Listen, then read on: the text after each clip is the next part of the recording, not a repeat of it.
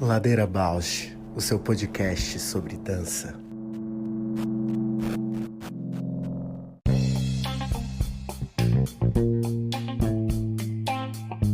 Olá, eu sou a Paula Petreca e esse é o Ladeira Bausch, um encontro semanal para mover os pensamentos de corpo.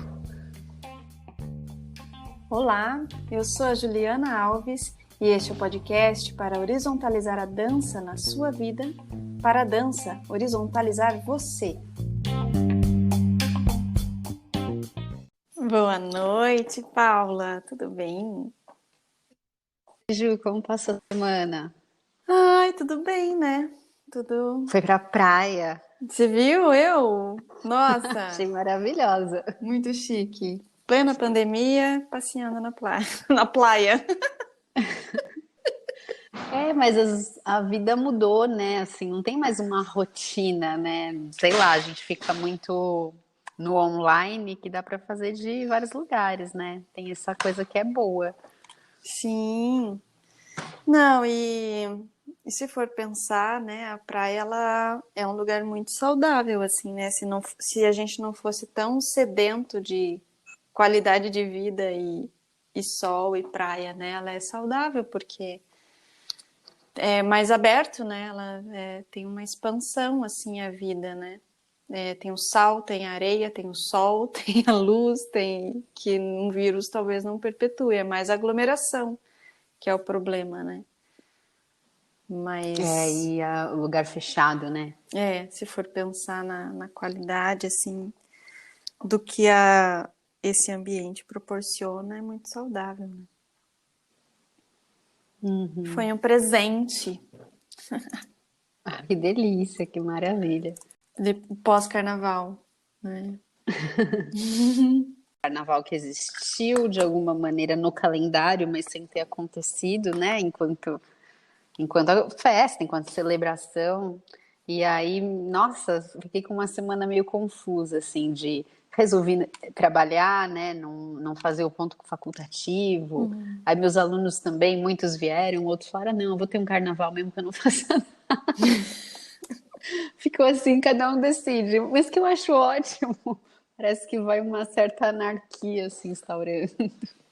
Sim, porque é a fuga, né, do que se pode fazer no meio de uma condição tão restrita, né? Tão imposta. Totalmente. De restrição, né? De restrição, parece que fica uma anarquia pensando no lado bom da anarquia, mas também tem um lado enfim, né, do que a gente está vivendo, de não ter diretriz comum para nada, que é um outro anárquico, né? Não um anárquico potente, mas um anárquico que desorganiza muito, né? Todos nós. Sim. E aí encontrar respiro é importante. Legal que você falar de anárquico, porque eu vim de Ponta Grossa agora, então vim dirigindo, o Abel veio comigo e eu tenho o costume de pôr o podcast, né? Hoje eu vim ouvindo, às vezes eu vou ouvindo a gente e às vezes eu ponho outro para ouvir. Hoje eu vim ouvindo Mamilos, um episódio muito legal que é do Militância no Divã. Então me interessa, acho que as duas coisas. E esse lugar, elas perguntam qual que é a diferença entre militância e ativismo. E agora você põe o anárquico, que quando você falou anárquico, me fez assim, uou, mais uma questão, assim, né? Qual que é a diferença da anarquia, da militância, do ativismo, se para mim, a militância está no atuar contra, né, algum dispositivo de poder. O ativismo está em se colocar ativo a alguma coisa, né, para questionar, para problematizar. E o anárquico também, ele está nesse de criar caminhos diferentes, fugas, né, criar estratégias. Não sei como que é para ti. Nossa, sim, totalmente. Esses dias eu estava falando com alguma aluna, né? Olha só, pode ser uma mega viagem minha. Mas eu sinto esse lugar anárquico na potência, né? Na potência da criação do mundo. E para mim, um dos lugares mais anárquicos que eu ocupei, por várias maneiras, foi o tempo que eu morei em Portugal. Tanto porque a gente estava conectada com o SEM, que eu acho que é uma instituição, né? Se é que a gente pode chamar de instituição, porque o SEM é bastante anárquico em muitas coisas. E, ao mesmo tempo, o modo de vida imigrante, né? Que a gente também experienciou, né? Quando morou lá. Sim. Eu sinto que me deixava despojada de várias coisas e que eu pude ter uma vida muito mais anárquica do que voltando para o Brasil. E aí várias vezes eu falo, mas o que que falta, né? Para eu poder, sei lá, Sustentar, né, Ana. sustentar essa anarquia. E aí são várias coisas, né, de modo de vida familiar, de uma expectativa, acho que social em relação à tua figura. Eu acho que quando a gente é imigrante tem em algum ponto menos expectativas, ou sei lá, uma expectativa que já é tão baixa que é muito É a diferente, né? invisibilidade, né? Você é invisível naquele meio social, não estão à espera que você represente qualquer coisa, né? Que o meio tenha te projetado a corresponder, né? Eu sinto bastante isso. Total, e aqui eu fico assim, às vezes querendo ter uns ímpetos mesmo mais revolucionários, mas me sinto muito amarrada em muitas coisas, sabe? Enfim, um pouco frustrada com esse meu desejo anarquista. Aonde que tá esse meu anarquismo? Uma coisa que me interessa muito nisso que a gente já, né, apontou nessa nossa conversa, que lugar você coloca, né? Cada um de nós coloca, porque todo mundo tem as suas militâncias, todo mundo tem os seus ativismos, todo mundo tem seu lugar anárquico, e a gente pode desdobrar, mas foram essas três bombas que a gente resolveu levantar aqui. Apenas. Mas que lugar que a gente coloca, né, por exemplo, essas três coisas na nossa vida e como que a gente atua com elas, né? Porque elas já estão com a gente. E o que me interessa hoje, nessa conversa que a gente vai ter hoje, e até pra gente agora, nós duas, assim, qual é o tom, né? Que tom que a gente leva com isso? Que referência que a gente tem de militâncias, de anarquia, de ativismo. Qual que são essas referências? E se elas, o que acho muito contemporâneo é que tudo isso tem tomado outras formas, né? Outras falas, outros jeitos, e depois que se dá conta que, então aquilo era uma anarquia. Então aquilo mudou, então aquilo está militando, porque a coisa ela está tão criando formas, né, de atuar no mundo assim, que de repente revela algo diferente, assim. E me interessa isso porque eu sinto que há muito tempo eu entendia que sustentar um discurso ou atuar de uma forma mais potente, eu tinha que ser dura, né? Tinha que ser forte, que tem, acho que, muito a ver com um lugar, né, machista. Para você ter poder, você precisa ser agressivo, precisa se colocar de uma forma rígida. E agora acho que tudo tá mudando, assim, né? Nossa, te ouvindo agora, essa questão do tom que você traz realmente é uma característica que pode mudar tudo, né? E aí, fazendo esse autoexame, eu fiquei pensando, nossa, que lugar que eu tô, né? Mais militante, ou mais ativista, ou mais anárquica. E o primeiro que me veio, assim, foi pensar o yoga. E eu me considero, assim, no campo do yoga, mais uma ativista, né? Porque eu tô muito ali nutrindo uma ação, e essa ação de, olha, chamar atenção para o sensível, chamar atenção para um outro olhar para o corpo, um outro lugar sutil. E aí fiquei pensando nisso, é um ativismo sutil. Sim. E já muda tudo, né? E agora lembrei de outra coisa, que é, nossa, uma coisa que eu adoraria que a gente pudesse falar aqui, que é o ativismo delicado. Eu acho que eu já até falei, né? Em algum episódio lá no Acho que começo. já. Uhum. Do ativismo delicado, que são as artes manuais, né, como modos de modificar, né, a comunidade e a sociedade na via da delicadeza, da manualidade, da construção, pontos, amarras, nós, costuras. E a própria manualidade, eu fiquei pensando aqui, né? Eu acho que tá no corpo numa maneira que seja fora desse mecanismo de produção, de objetificação, de produtividade do capitalismo, já é um ativismo, né? Acho que todas as práticas que trazem o corpo, penso desde esse ativismo delicado, né, das artes manuais, até a galera que tá fazendo permacultura, que é mega corpo, né, do trabalho Sim. braçal. Eu acho que o corpo tem um componente aí. E até aqueles que se colocam como objeto, como trazendo agora aqui, né, a fracassada atriz, a Letícia Rodrigues, que se colocam como objeto, trazendo Mas a ironia, o humor, como subvertendo. isso, subvertendo. Ele é um ativismo É, mas performativo também, né? A gente pode performático. pensar a Mama Lynch também nesse Isso. lugar. Que chacoalha, né? Chacoalha a partir de que quando você se dá conta, você riu daquilo que tá rindo de você mesmo, né? E a situação constrange porque é isso mesmo. É melhor rir. E daí desdobra uma reflexão que vai caindo, assim, é melhor rir mesmo porque não tem saída, é melhor rir mesmo porque a gente tá nisso, é melhor rir mesmo porque ou acaba, não tem caminho nenhum pra Eu tô rindo, mas tô tô chorando. rindo, tô chorando. É melhor, parece que eu entendi mais rindo do que se o outro quisesse colocar na minha cabeça algo que eu não tô afim de entender, né?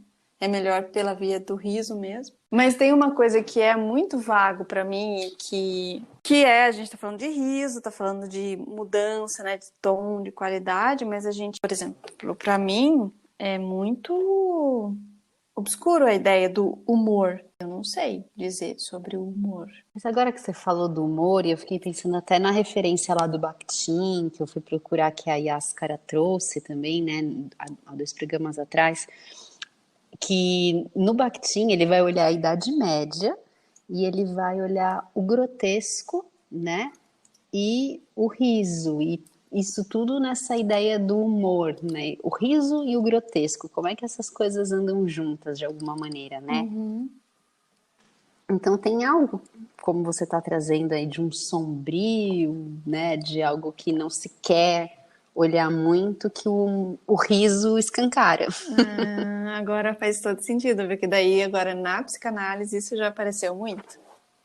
Ah, O é? quanto me incomoda às vezes e que daí essa questão da piada, né, da ironia, do tirar sarro, que eu me incomodo quando isso acontece comigo, mas que eu abro a porta para isso acontecer, né? E de algum modo isso é a via com que eu crio vínculos, assim, né? E então eu me incomodo comigo mesma, não aceito eu mesma, né? O que emerge. Com o que emerge no meu jeito. Então, e aí rola todo um conflito, né? De projetar no outro, de não aceitar quem eu sou, e aí rola todo um desdobramento de conflitos, assim. E você faz piada com você mesma? Então, essa é a porta de entrada. Ah, Eu faço piada comigo mesma, e aí eu vou abrindo precedentes e dando direito do outro rir de mim e construir, no crescer da intimidade, do vínculo, né, e da convivência, fazer piadas também. E de repente uma piada não cai bem, porque eu não tô tão com humor lá, assim, refinado, assim. Né? Ou não me achei no dia, não achei que eu tinha dado o direito de fazer piada sobre mim. Alguma sei. coisa assim, entendeu? A gente, por exemplo, é entender que a gente não controla esses limites, né? E que um gesto, um jeito de colocar, ele abre precedentes para desdobramentos, assim. E os tipos de humor, né? Voltando à coisa do tom que você falou, porque tem tipos de humor que são mais agressivos, mais sarcásticos. Eu sou muito de um tipo de humor que ninguém entende. Então, às vezes, eu faço a piada e eu sinto que eu perco as amizades total. Eu falo, nossa, devia ter ficado quieta. Só eu ri, né? Mas Só eu ri. lembrei de uma fala agora da Letícia, que ela falou assim, eu não imaginava que o meu modo de pensar e as minhas piadas fossem então acessíveis. Exato. Que a lógica do meu pensamento caótico da minha cabeça fosse acessível. Achei isso de uma riqueza assim de percepção, né, de entender que aquele lugar que ela acha que para ela é desorganizado, caótico, talvez ela tenha custado muito para sacar, né, qual era o lugar do humor dela e como ela se colocava, e percebeu muito como os outros receberam, assim, também, né, um refinamento, assim, de qual é a via mesmo de comunicação dela, assim. Achei muito interessante. Total, total. Isso de realmente, né? Quando é que faz sentido, para além de te humor, tem um lugar refinado. E essa troca, né? Por exemplo, aí, como é que você né, no meu caso, por exemplo, aí eu mudo do humor, né, daquela piadinha que eu tava construindo pra mim, nananana, que isso não é um humor, né? Isso daí beira, não sei, é aí que tá a minha grande dúvida. Porque beira de uma perversidade, beira um rir de si, uma tragédia, né? Rir de si mesmo. E daí, de repente, eu entro num lugar duro, assim, tipo, esse humor não caiu bem. Tomei. Daí, tomei, né? Tum. E aí, como é que sai disso? E esse lugar, assim, do vácuo, que parece que não cabe humor nenhum, que eu fico assim, poxa, como é que tira isso? E eu sei que tem pessoas, vejo assim, percebo que tem pessoas, tanto em performances, né, que estão ali driblando tudo que é tipo de sensação, né, perrengues e coisas assim, e de repente o humor chega ou consegue driblar e fazer uma coisa. E no convívio também, de repente a pessoa tá se remoendo, mas ela consegue, na via do humor, driblar qualquer coisa, assim. Acho isso uma destreza absurda. Eu tenho a sensação, assim, um pouco de despersonalizar, sabe? Quando o humor vem mais como um atravessamento, e aí meio, lá vem a Deleuziana, olha eu. Lá vem Adoro! assim, né, de que nem quando você fala, começa a fazer a piada, e de repente a piada vira para um lugar, né, e eu tomo aquilo com impacto, mas tipo, se pensando que a gente pode ser esquizo, né, pode ser muitos, pode ser variados, aquilo vai num lugar, mas tem tantos outros, é que algum outro encontra onde rir daquele também, sabe? Porque eu acho que é isso. Quando o riso, né, tem partilha, a gente consegue se comunicar. Agora, quando não tem, quando é horrendo, aí tô pensando nessa outra coisa também, que é o nosso presidente, né? Que faz aquelas Sim, piadas e ri, aí você fala assim, meu Deus, não consigo lidar com, não consigo rir junto com você, né? exato. Aonde é Porque que eu dou a daí volta? E é se encontro dar a esse volta. rizoma, né? Esse rizoma aqui. Vou rir desse cara. Exato. Como é que ri, né? Porque como é que é ver aquela música? Porque rir de si mesmo é desespero, né? Uhum. Chega uma hora que não dá muito, né? Porque parece ser um lugar displicente, pouco implicado, né? Eu acho que tem uma distância, né? Tô pensando agora em processos muito meus, assim, quando eu tenho essa capacidade de rir de mim, é porque eu já me desidentifiquei, como eu falei daquilo, me distanciei, é como se nem fosse algo tão próximo o que eu tô rindo. Uhum. Mas fiquei nessa agora de pensar que tem gente que ri, né, com o presidente, sei lá. Exato. Como, não sei, Que consegue rir de uma situação dessa. é, Ó, a gente tá rindo dessa situação. Quando eu falei consegue rir de uma situação dessa, dei uma risadinha, mas é uma risada de desespero. dá um nervoso, né? Mas é isso, Mas tô porque. pensando naquela coisa bem assim, né? Tipo, quando ele faz a. Não é a primeira, mas é uma das piadas dele. Pra ele foi uma piada, né? Que é horrendo quando ele fala: te estupro, não te estupro porque você não merece. Que Quanta horror. gente consegue rir com ele, né? Tanto é que ele tá lá. E rir com ele e rir dessa piada, assim, eu fico. É o Uou! fim, né? É. Sabe que agora me viu o BBB, né? A eliminação da Carol Conká. E vi muito esse lugar do riso também, né? o riso contido, o riso expansivo e o riso que é manipulado, assim, né? Por exemplo, um dos integrantes tipo, falando assim, eu tô tranquilo. Mas era o que tava com o coração mais batimento, assim, né? Uau! E super tranquilão e rindo, assim, tô tranquilo, querendo, tipo, bancar o confiante, assim, né? E o quanto que existe a gente parece que tem uma técnica do riso, assim, né? Você O que já esse riso viu? consegue comunicar, né?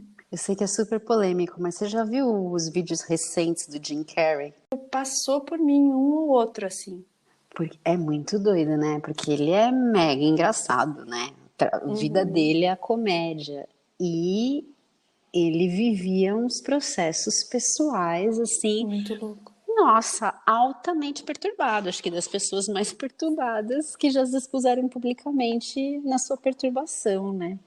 Uau. E eu fico pensando, como no começo a gente falou, né? Que sombra é essa que também o humor acessa?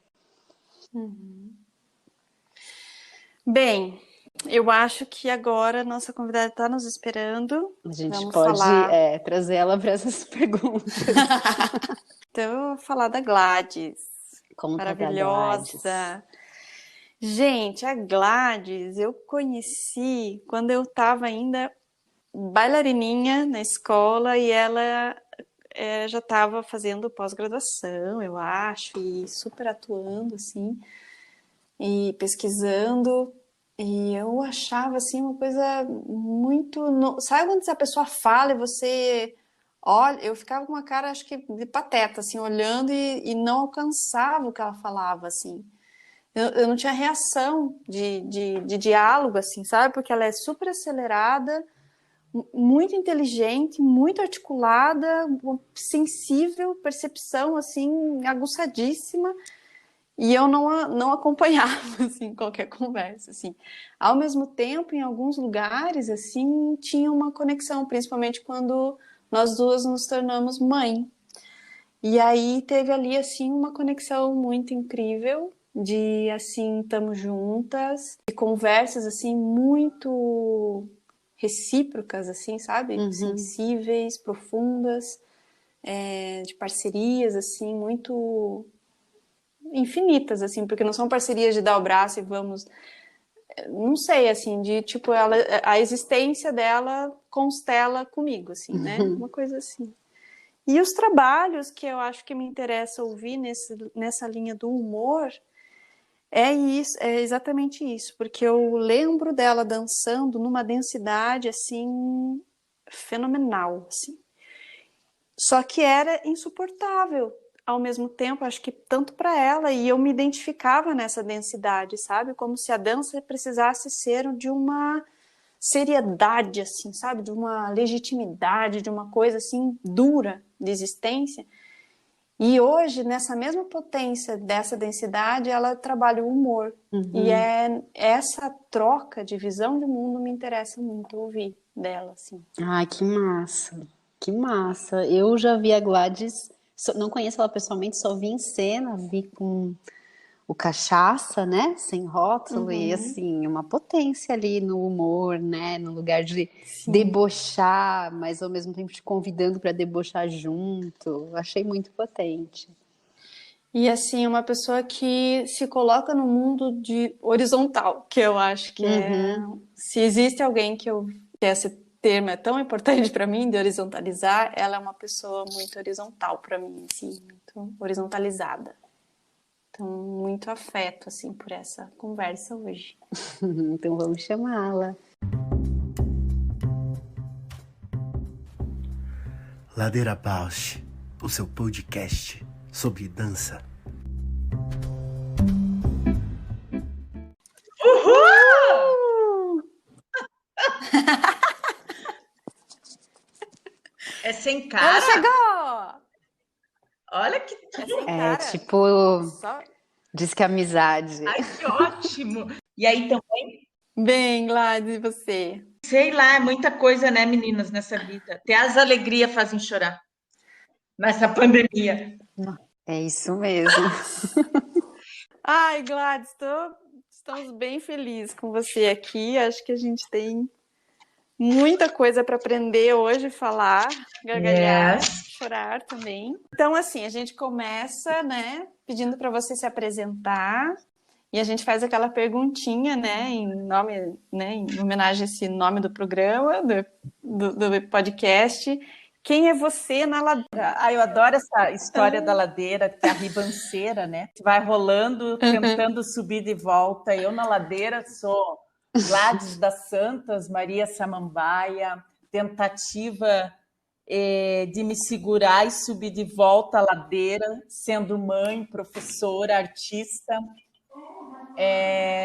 tentando ser feliz, tentando me divertir com as adversidades, principalmente dessas misturas que acontecem nesse corpo, né? Nos nossos corpos mulheres, e como a gente se reconfigura, reexiste cada dia, descendo essa ladeira com prazer também de rolar abaixo, para outro dia subir de novo, se tiver que subir.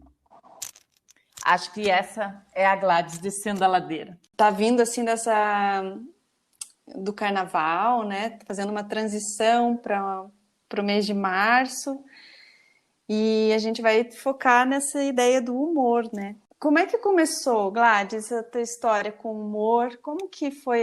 Você começou a perceber que teu trabalho estava se direcionando para isso? Como que foi assim? Então vou começar a trabalhar com humor, vou começar a pesquisar. Então, como que acho que começou começa isso? Junto das pessoas, né? Junto dos artistas que eu curto muito trabalhar, que é a Amabile Borsato, o Rony Rodrigues, e na época eu estava trabalhando com a Daniela Neri. Começou mais ou menos essa chamada mais pontual para o humor, num trabalho que a gente fazia que se chamava de Maçãs e Cigarros. A gente dançou bastante ele, e a gente já tinha um cheirinho de uma tentativa de brincar com humor encarnado, com algumas coisas para a gente se divertir, tentar fazer rir. Mas era um trabalho de dança contemporânea, dentro de alguns padrões, que estava cada dia mais chato de a gente dançar. Então, quando a gente começa a sentir essa chatice no corpo, tinha já alguns indícios aí. Mas daí a gente estava apresentando e era para uma regional, tinha muitos jovens, adolescentes dessa regional, e a gente tinha um momento que a gente corria e parava numa fileira, e era um momento muito importante, que a gente levantava os braços e abaixava, ficava quase 10 minutos olhando para as pessoas e tentando se conectar, aquela conexão profunda. E um dos meninos que estavam sentados na arquibancada, eu ia falar ladeira, na arquibancada, começou a, sei lá, ter ele teve um pânico, assim, ele começou a perguntar o que isso significa, o que isso significa, e a gente tinha a regra jamais de falar, ficava levantando os braços e olhando, só que foi dando um ataque de riso na gente, assim, eu não sabia se eu chorava, se eu ria, o público já estava ouvindo, e aquele menino não parava, e eu acho que esse foi um marco, assim, sabe? Porque daí eu me perguntei muito por que a gente não pode rir e por que esse abismo tão grande, o que está acontecendo nessa nossa relação enquanto artista, o que a gente está achando tão importante de compartilhar que as pessoas ficam perguntando o que significa depois que a gente dança. E essa pergunta do que significa depois que a gente dança que foi ficando chata também de responder, porque se a gente dança, depois ainda tem que explicar, tem que escrever um livro, tem que escrever uma palestra para justificar o porquê a gente dança. Daí surgiu um outro trabalho a partir desse fato, que a gente quase fez xixi nas calças lá e não podia resolver. E depois esse trabalho viajou também, mais um tempo ainda, eu e a Dani tivemos outro ataque de riso quase no meio também, porque a gente não conseguia dar conta da relação com o público. E foi isso, foi mais ou menos aí que esse cheiro de humor começou. Mas tinha uma coisa também que acontecia muito, que a gente é uma equipe, agora tem a Raquel Bombieri, tem a Ludmilla, tem outras pessoas que são colaboradoras, a gente sempre foi, eu brinco de equipe, né? A gente sempre aprontou muito enquanto equipe, né? Se a gente está no aeroporto, a gente já está fazendo desafio. Então, vai lá e faz aquilo que aquele homem, será que ele vai enxergar? Faz aquilo que... Não sei, a gente vive nisso. E os nossos trabalhos eram distantes desse fazer mais brincalhão, desse fazer mais que rompe com a norma, né? O humor tem um pouco a ver com isso, tem a ver com esse lugar de brincar com o sério, de colocar o sério em suspensão, de olhar a distância, as importâncias. E a gente era assim de um jeito, mas na hora de coreografar, de montar, de criar dramaturgia, a gente ia para um lugar que estava distante. Acho que a gente foi unindo isso. Ai, que legal, Gladys, porque é exatamente isso que conecta a minha segunda pergunta, assim, porque eu lembro de uma apresentação que você fez, eu acho que era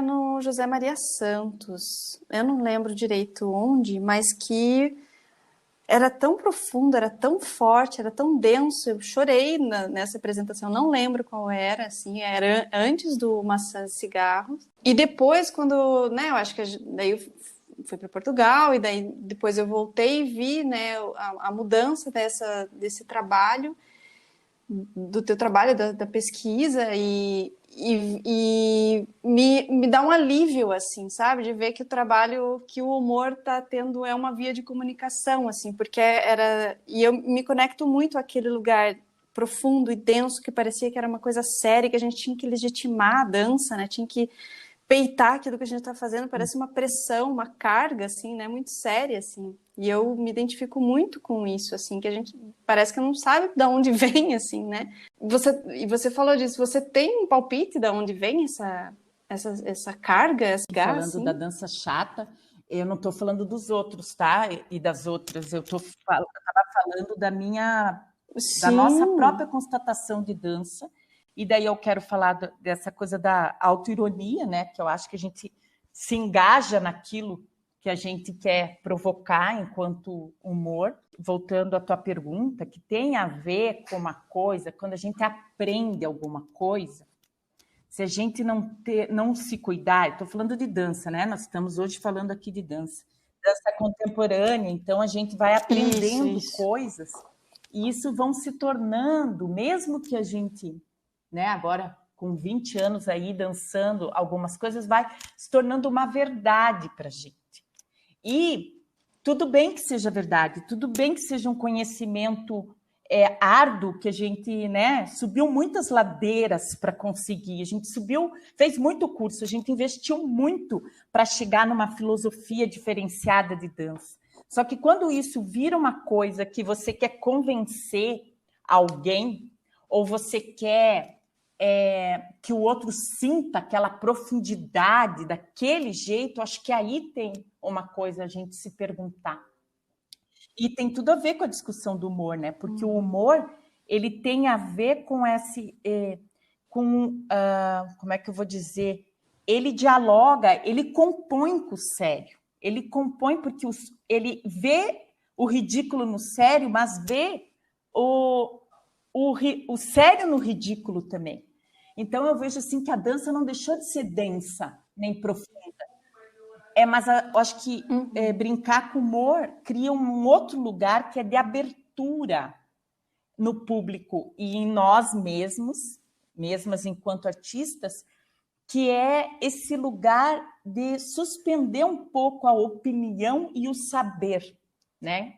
O humor, eu estava lendo uma mulher agora para a tese, que ela fala muito dessa experiência do nada, e dessa experiência do nada que não sabe. O humor faz isso, ele sempre destrói um tipo de saber. Por exemplo, quando você vê uma coisa e ri, você destrói tua expectativa, tua opinião, o teu saber sobre aquela coisa. E é muito legal pensar nisso. O que a gente destrói quando a gente sai de um campo da dança que é só sério? A gente destrói essa importância tão grande que a gente dá à coisa. Né? Então, acho que é isso que a dança contemporânea às vezes caminha, é muito importante. E relativizar essa importância mesmo sendo importante, que eu acho o grande barato. Que a gente começa a se cristalizar. Quando vê está cristalizado, alguém tem que tirar teu tapete, alguém tem que rir da tua cara. E duvidar daquilo que você fala, entende? E do que você faz. E te ouvindo sobre esse primeiro episódio, né, da pessoa do público reagindo a um trabalho e se despertando, né, muita inquietação, eu te pergunto se, através do humor, outras relações com a plateia foram estabelecendo. O que você percebe desse caminho? Eu tenho uma imagem que eu queria contar, que eu não sei se tem muito a ver com a tua pergunta, mas acho que vai.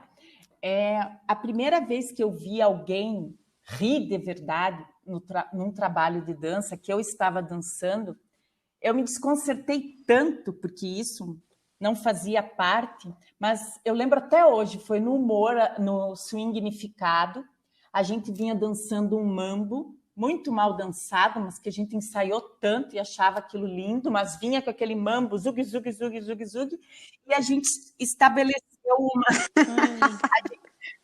Não, mas era legal, só que a gente olha no vídeo, o Rony rebola para um lado, eu rebolo para o outro, a MAP que sabe bem direitinho os lados, tá certa, e os dois se batendo ali, e tudo bem. Mas a gente está tentando, fracassando. O humor tem a ver com esse fracasso, né? Você não consegue uma coisa e o corpo vai fracassando. Daí, chegamos na frente e a MAP, eu lembro até hoje, ela que convidava o público para jogar a imagem em ação. E convidava as pessoas descerem para jogar com a gente.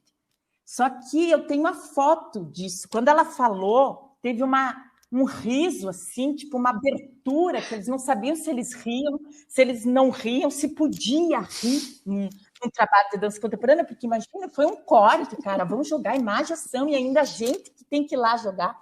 Acho que o Rony Rodrigues traz muito isso. Estou falando no sobrenome, que chique, Rodrigues. Ele traz muito isso de a gente estar sempre aprofundando essas relações com o público, mas o humor, segundo o Bergson, que é um cara aí, que é o famoso, né?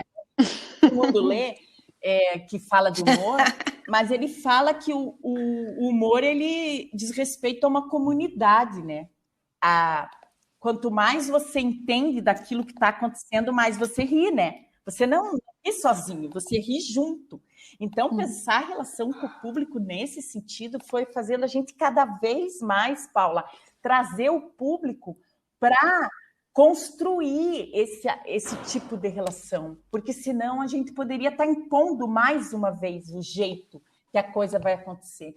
Então, quando a gente jogou imaginação e a pessoa se viu lá fazendo o movimento, ela construindo o motivo para depois todo mundo rir da cara do Rony, que não conseguia ficar parado na urna, e eles tentando acertar, né? Uma coisa muito bobinha. A gente começou com uma brincadeira, o nosso primeiro trabalho, que a gente assumiu mais isso.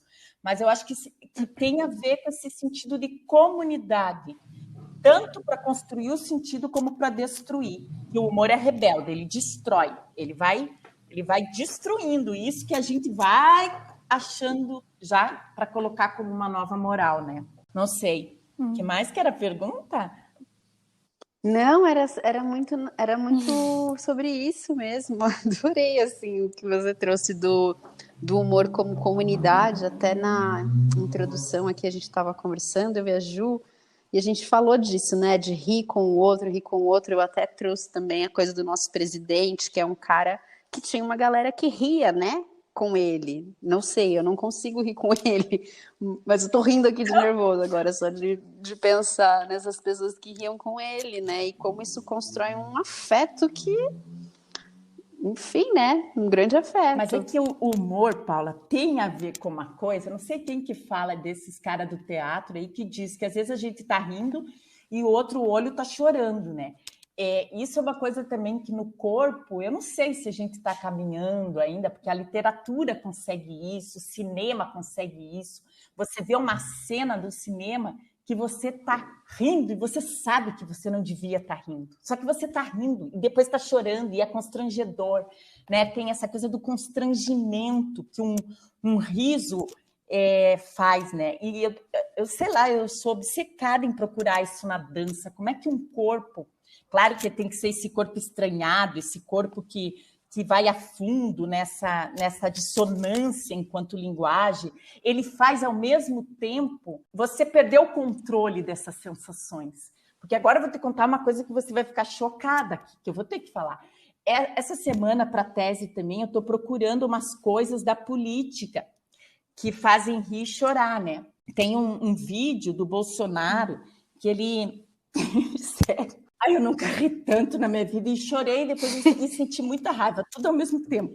É o final do ano, daí tem um povo numa praia, já tudo grudado, tomando banho, só que o vídeo eu não tinha visto, porque eu tenho me informado. Só que daí o cara tá com vestido de futebol, nosso Bolsonaro, com os capanga dele, num barco, e ele se joga, ele ficou num biquinho, ele dá um biquinho assim, ele se joga na multidão, no mar, e ele gruda naquela galera, e a galera grita, lindo, lindo. Mas quando ele faz aquilo, que ele se jogou, até meus filhos vieram ver, eu vi o vídeo 10 vezes, e eu não parava de gargalhar. E com muita raiva e com muito choro ao mesmo tempo, que foi como eu comecei hoje falando. Gente, na pandemia a gente está vivendo esse riso, que é um riso revólver. Eu acho que quem fala disso é o Rony também, é um riso... E é isso que é o massa do humor, porque eu não quero trabalhar esse humor aí que é falar mal dos outros e rir dos outros. E eu acho que é um riso em camadas, é um humor em camadas, que está te cortando com uma faca e ao mesmo tempo você está rindo. Mas esse homem se atirando de um barco com a camisa de futebol e se juntando à multidão, olha, desculpa se eu te decepcionei. Agora um momento de riso e choro ao mesmo tempo. Foi, ladeira abaixo. Você descrevendo, eu consegui dar risada. Quando eu vejo ele, assim, eu não consigo. A cara dele nem aparece graças, ele era só uma pessoa muito alucinada. E o riso, acho que tem a ver com essa contradição, né? Eu tenho pensado muito, né, nessa contradição que nós, brasileiros e outros tantos corpos no mundo, a gente tem isso encarnado, a gente nasce nessa contradição, nessa desigualdade, E tem um cara aqui, que é um psicanalista, que é o Abraham Slavutsky, que ele fala muito do riso para a gente superar a morte, para a gente superar a dor, para a gente superar o desamparo, sabe? Quando eu vejo um vídeo desse, eu dou muito risada. Eu fico pensando no desamparo, assim, no abandono que a gente está como cidadão, e nem nós, outras milhões de pessoas muito piores, sabe? Então, é uma coisa que dá uma misturada, esse humor em camadas que a gente fala, e como que um corpo consegue, dançando, gerar esse humor em camadas, tanto em quem está lá, junto, meio que colaborando, mas assistindo, como quem está dançando. Porque a gente não faz só para o outro, né? Como que esse humor como saliva, como líquido, né? Esse cara, o Slavutsky, que fala muito desses líquidos do nosso corpo. O humor não é só a gargalhada, o humor são essas mudanças de estados corporais. Né? E é muito legal, a mudança de estado corporal, que daí o denso, que a Juliana falou no início dessa entrevista, ele pode ser visto depois ou antes, mas ele tem mais espaço na pessoa que está lá junto com a gente fazendo dança, porque ela também riu, ela também chorou, ela também tem mais líquido mesmo dentro do corpo para poder estar encarando um denso, que já é um denso misturado, não é um denso como grande importância, nem um denso como, uau, é isso aqui, ó, que é a dança que eu quero que você acredite, né? Mas eu sinto essa leveza, né? Ele traz leveza para poder ver o denso, não é leviano, né? É leveza para poder, parece que é saltitar as questões, assim, né? Elas poderem saltitar no público, em quem está vendo, e na relação entre público e performer, né, e artista. Daí tem muito a ver essa coisa da ladeira abaixo. Eu adorei esse título, porque eu usava a ribanceira, sabe? Descer a ribanceira, Maria Samambaia, essa é minha performance mais solo, só que é solo colaborativo, muito junto da Entretantas e de outras pessoas, mas eu danço no momento, estou solo ali, né, junto com o público. É uma coisa muito de descer uma ribanceira. Eu acho que o humor tem disso, né? É uma coisa que ele vai descendo, vai descendo, vai descendo e realmente vai chegando num nada. E é nesse nada aí que pode acontecer alguma coisa interessante enquanto relação. Quando a gente vai deixando de saber qual vai ser a resposta. Isso sempre me interessou. E eu acho que a dança contemporânea, porra, é uma grande escola para isso, né, Ju? Você que também trabalhou e trabalha, a gente fez tanta coisa com dança contemporânea nesse sentido, e a gente aprende muita coisa bacana. Claro, depois cada um vai para suas especificidades, mas esse lugar de não saber direito a resposta e de ir tentando é o que faz rir também. Esse fracasso do corpo, que ele não tem o domínio, ele não tem o resultado bonito, final. E por isso que muita gente acha que é leviano também, porque como o bailarino não vai fazer tudo tão perfeito, tudo tão ideal, como que ele vai sair desse padrão, né? Nossa, é muita coisa. Tô aqui pipocando de filho. Eu fico com a sensação que também Desculpa, esse lugar de fazer o humor, né, ou de se colocar numa partilha onde essa possibilidade está considerada, ao mesmo tempo que tem, eu acho que tem uma audácia, uma coragem, também tem uma fragilidade muito grande. E aí eu fico pensando, Gladys, eu já te vi dançando, acho que foi até recente, foi quando vocês dançaram a última vez o Cachaça Sem Rótulo aqui no Centro Cultural São Paulo. E aí, Adorei. mil vulnerabilidades, né? Assim, ri horrores, mas além de tudo que tá ali em jogo, teve aquele pipoqueiro, né? Que eu achei maravilhoso também, que entrou, fez striptease. E parece que foi contratado, ensaiado, nunca. Exatamente, parecia que era parte, né? E aí eu fico pensando assim, que corpo é esse, né, que tá ali? Você falou que a dança contemporânea treina muito a gente, e sim, eu acho que prepara a gente para lidar com todas essas aleatoriedades, mas o humor desperta às vezes também uma reação em quem assiste, eu sinto muito mais inesperada. Será que é isso? Para mim foi completamente inusitado, assim, ver aquilo. Eu fiquei pensando, imagina como eles estão lidando, né? Eu não sei, eu tenho... Agora, que bom você falar disso, porque eu não ia falar, já tinha me esquecido tudo que eu ia falar. A entrevista é ótima por isso, né? Essa coisa do fantástico, né? Eu acho que eu tenho estudado o fantástico, né? Que é um conceito que vem da literatura. Eu acho que o César me ajudou, traduziu o livro disso. A galera da Entretantas, por mim, também cheirou um pouco disso. Mas eu tenho pensado muito nesse humor que é fantástico, porque você falou uma palavra aí que tem a ver. Então, acho que isso está, de alguma maneira, nas nossas escolhas poéticas, estéticas e nosso jeito de trabalhar o corpo. O fantástico tem muito a ver com a irrupção de um fato insólito, que rompe com o fluxo da normalidade, dos convencionalismos, e eu achei que dava para linkar muito com esse humor.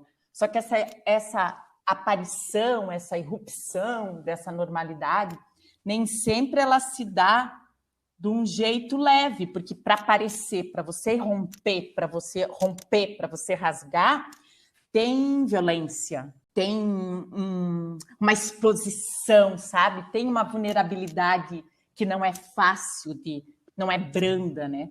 Então, eu acho que o que a gente vem trabalhando na Entretantas é um pouco esse humor muito injetado desse fantástico, que daí sim tem a ver com o corpo que provoca e que se provoca, e é um corpo que pensa assim, como que essa imagem pode chegar furando um espaço, e a gente sabe o que é espaço, né? Não é só esse espaço fora, espaço dentro, é o espaço do visível, do impensável. O fantástico tem muito a ver com a ideia do impensável. E daí eu agora encontrei uma mulher que fala do humor como libertação do pensamento racional transpõe esse limite para chegar no impensável. Eu tive um orgasmo, aí eu não ri, mas eu tive um orgasmo, porque eu falei, que massa, é isso aí, ó, que é. Então, lá em São Paulo, quando aquele pipoqueiro começa a fazer aquilo, é muito legal para mim, que estou lá performando, ter que lidar com aquilo como o impensável e como uma aparição fantástica. Porque não foi só para o público. Ele, quando começou, eu não sabia se eu me pelava e juntava a bunda com ele, porque ele veio pelado para o meu lado, me deu um arrepio, não sabia, Jesus, da onde está vindo esse homem? Como que você lida? É essa ponte, é esse pequeno ou grande pulo da ladeira abaixo que foi ali o lugar para mim que, eu já podia parar agora de dançar, que eu vivi aquele momento ali. Cara, foi muito massa, porque só para explicar para quem está ouvindo, o nosso pipoqueiro no Cachaça, ele é contratado nas cidades onde a gente viaja no dia e explica que ele vai entrar com o carrinho e vai servir pipoca e a gente vai dançar e às vezes a gente vai falar, a gente não fala, mas a gente aponta com o dedo se precisa mais de pipoca. E vai indo, e o público faz pedidos para a gente, o que a gente faria diferente numa dança patética lá que a gente faz, mas também tenta, com todo respeito, fazer bonito, né? Esse fazer bonito também é uma crítica, mas a gente se engaja muito com tudo para fazer junto, para fazer como a gente, né? E o público em São Paulo, não sei o quê, só que assim começou o trabalho. E o pipoqueiro saiu do lugar dele, tirou a camisa e já estava de cueca, já estava dançando, e já tinha... Ele entendeu que era o momento dele. Para mim, aquilo é um grande presente, mas é um fato insólito dentro de uma dramaturgia que nunca tinha acontecido aquilo, né? Então, eu acho que isso acaba que tem uma coisa que é violenta, né? Eu quero estudar mais sobre essa violência, que é uma violência que a gente tem na gente, que a gente tem no... Não tem como você falar que um humor rompe com o fluxo de normalidade sem ter um rompante no corpo. Por isso, fantástico, né? É muito rico ouvir você falar, assim, é muita poesia, muita coisa, imagens, assim, é um deleite, assim, sabe? Só ouvir também, que a gente falou da imagem, né? Só ouvir e saber que muitas pessoas vão poder ouvir. Muito grata. Uma coisa que a gente faz nesse momento, assim, encaminhando pro final, a gente faz uma pergunta, assim, de se você tem algum perrengue, assim, né? Se tem alguma situação, essa talvez ela entrou, foi fantástica e entrou junto, assim, né? Do pipoqueiro. Qual foi o teu perrengue, assim, na dança? Gente, que difícil! Eu sou das histórias. Eu fiquei pensando aqui o quão entrevistar pessoas são perrengues, assim, no bom sentido. Eu acho que o humor, eu me inspiro muito em pessoas que estão na rua, as pessoas que estão no meu cotidiano, em pessoas. Mas agora me veio uma imagem que não é nem risível nesse sentido, mas ela... Não sei, eu conheço algumas mulheres que vagueiam enlouquecidas nas ruas, elas moram na rua, agora eu conheço mais ou menos umas 4, mas na época que eu dançava samambaia, a Leila, ela me inspirou muito. Uma mulher que vive cheirada, mijada, ela já não está mais lúcida. E como se inspirar, né, numa pessoa dessa, em que eu conversava e ria muito, mas, ao mesmo tempo, é uma situação bem diferenciada, é uma situação social, né? E na hora que eu dançava, eu sempre procurei respeitar, mas algumas coisas Gladys, já lia daquilo da Leila para não expor ela, porque ela não tem nem condições de me dizer se eu posso ou não usar aquilo, então eu sempre transcrevi para a Gladys, porque muito da Leila está na Gladys, né? E eu acho que tem uma coisa da insanidade, assim, que esse humor fantástico foi sendo construído mais na Maria Samambaia, eu acho que no Cachaça Sem Rótulo, no Pão com Linguiça. E não sei, eu acho que os perrengues são tipo de você dançar fazer a galera rir e também chorar, porque eu vejo que na Samambaia as pessoas choram e me mandam coisas. E eu saí depois dali e encontrei a Leila no Largo da Ordem. E ela estava bem louca e ela tentou me assaltar. Daí eu acho que é aquele dia que você olha para aquilo e diz, cara, isso é um perrengue também. Que é um perrengue que você vai para casa e que você estava super feliz, que tinha vivido uma experiência fantástica com certo tipo de público, que conseguiu realizar algum tipo de humor que você vem trabalhando, mas você sai e aquilo acontece, sabe? Para mim, isso tem a ver com descer ladeiras também. Porque se o humor é nessa relação com a comunidade, Sim. a Leila, fez parte, ela sumiu, né? Acho que ela tiraram do Largo da Ordem na época da eleição, lá perto do Fora Temer. Mas, assim, como que é esse perrengue, que é um perrengue também muito pessoal, muito humano, muito contraditório, muito sensível de criação, né? Acho que falei, mas não sei se vocês estão... Acho que estão entendendo do que eu quero. Nossa, super perrengue mesmo. Tô aqui. Nossa, muito. É um perrengue que não está nesse lugar leviano, talvez, do humor do perrengue que a gente está falando, né? Mas é um perrengue que talvez, não sei se tem espaço para interpretação, mas é incrível pensar que você criou aquele vínculo e aquele vínculo traiu a si mesmo, assim, né? Como, nossa, e como lidar com isso, quase que matar o vínculo para poder sobreviver na condição que cada um existe. Assim. Nossa, que coisa absurda. Tem um limite nosso também, porque a gente aprende a lidar, mas tem limites de relação também. E eu acho que isso também é o humor, sabe? Ele traz esse lugar do limite da relação. Não tem para onde ir. E daí? Ficou, fracassou, tá ali. Exato. Isso é um fracasso. Foi fracassante aquele dia. Mas ok.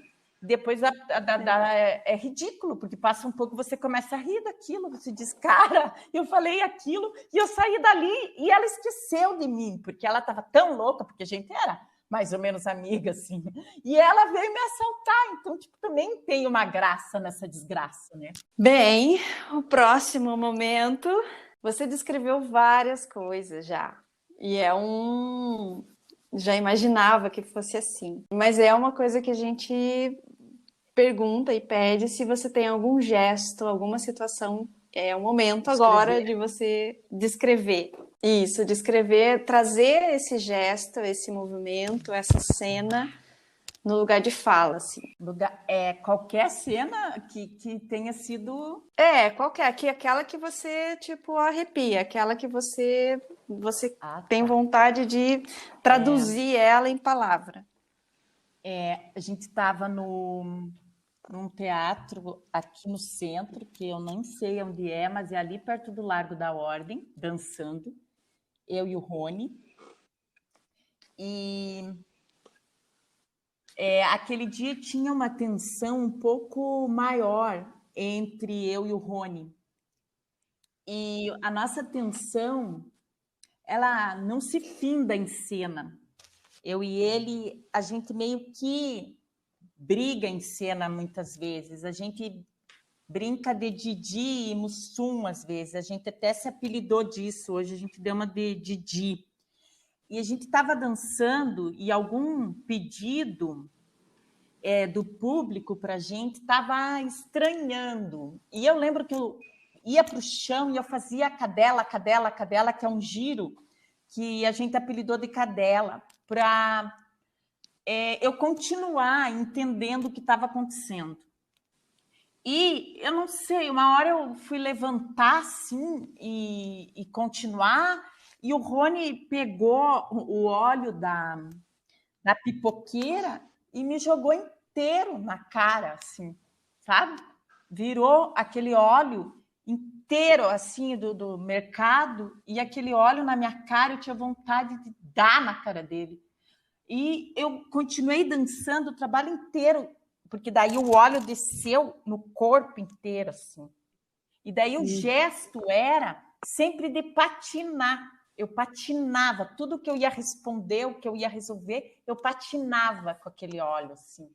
E depois começou a ficar engraçado. Eu não sei qual é o gesto, mas acho que o gesto foi de deslizar, de não conseguir fazer nada grande. Era tudo pequeno, porque eu quase batia a boca. E assim, uma vontade de pegar o Rony e encher de pau. Mas depois ele pediu desculpa, né? Mas para quem viu também deve ter sido um pouco patético, né? Porque o humor tem esse do patético, é meio dois bonequinhos se batendo, sabe? Então, eu não sei, esse dia também foi um dia difícil de lidar. Ele pegou o óleo da mulher e tacou na minha cara, mas tacou com tudo e desceu na cabeça, eu não enxergava mais para dançar. E era o início do trabalho, eram 10, 15 minutos, sei lá, e eu tinha mais 1 hora para ficar daquele jeito. Esse dia foi tipo o da Leila, mas no outro sentido, assim, tinha um sentido físico, sabe? De não... Mas a samambaia é que eu fui pega de surpresa. Agora, a minha cabeça... A samambaia também teve vários dias de movimento, assim, que eu podia pensar e mandar no chat outro dia para vocês.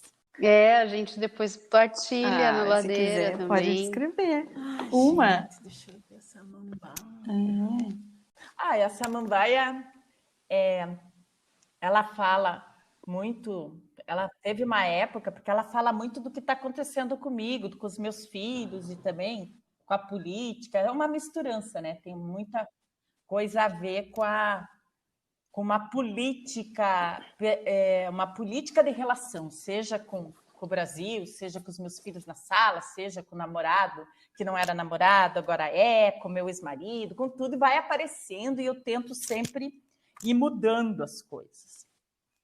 Aí teve um dia que eu estava em João Pessoa e eu falava muito que eu esperava alguma pessoa, que no caso era meu ex-marido, que eu estava com problema e eu queria muito que ele visse a samambaia e ele nunca viu, então eu esperava aquela pessoa. E o público ria muito, porque eu abria a porta e sempre esperando. E a Candice Didonê estava namorando um menino lá em João Pessoa que ele se atrasava bastante para as coisas, né? Até era um problema, né, Candi? Se você me ouvir. E aí a gente estava lá esperando aquela porta e quase no final da apresentação, ele também, daí eu fui abrir a porta e o menino entrou em cena, assim. E foi muito massa, porque tinha muita gente, por falar em comunidade, contexto, significado, muita gente que já sabia desse padrão, desse menino de chegar atrasado. E ele chegou como essa pessoa que eu esperava e muito no final da performance. Então, assim, foi um lugar que eu perdi todas as ribanceiras e todos os fios, eu não lembrava mais para onde ir com essa samambaia. Porque daí, quando tem uma coisa que todo mundo ri, todo mundo despenca, meu cara, você tira da onde para continuar? Mas foi muito legal, eu gostei desse dia também. Abri a porta e aquele susto daquela pessoa entrando de verdade, atrasado no final, e todo mundo sabendo que ele se atrasava. Foi muito legal. Coisas assim que são presentes, né?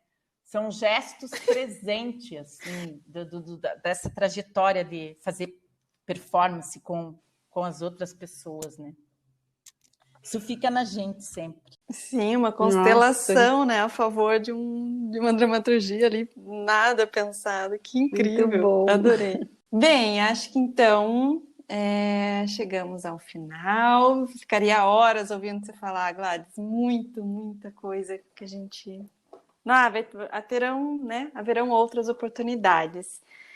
E aí, agora, se você quiser deixar contato para as pessoas, né, encontrarem vocês, conhecerem o trabalho, o seu, dentre tantas, e divulgar de alguma forma, deixar as redes sociais. O meu nome no Face, no Instagram é Gladys das Santas. No Instagram tem Entretantas Conexão em Dança também. E... essas coisas de site, blog, tá tudo desatualizado. Né? Com a pandemia, acho que a gente deu uma descida da ladeira. E daí eu acho que fica isso daí. Ô Gladys, você tá no doutorado? Quando é que você defende esse trabalho aí que você falou tanta coisa interessante? Eu mandei ontem o material de qualificação para o orientador dar uma olhada para marcar a banca em abril. Então tem mais um ano e é a Maria Samambaia que faz, né? É a Gladys e a Maria Samambaia, então tem umas coisas bem divertidas, outras tensas, como sempre, mas eu agora estou curtindo fazer esse doutorado. Avisa pra gente quando tiver banca, que a gente vai ficar torcendo. Vocês vão lá. Muito bom te Eu receber aqui. Agradecer mais uma vez, é uma honra, né, esse convite, né, muito obrigada. É muito legal, né, discutir coisas que estão fazendo algum sentido aí para a gente seguir. Nossa, Gladys, gratidão demais por aceitar, vir conversar, tanta generosidade em descrever e falar. Nossa, eu tô assim, realizadíssima. Obrigada, meninas. Obrigada Muito mesmo, obrigada. foi muito especial. Mas... Bom, Paula, muito legal, adorei a experiência. Que acaba que sem ver vocês, a gente cria um imaginário, né? Eu tô bem mexida aqui, por isso que eu tô quieta. Tem um passado, no futuro, você... é muito legal a experiência.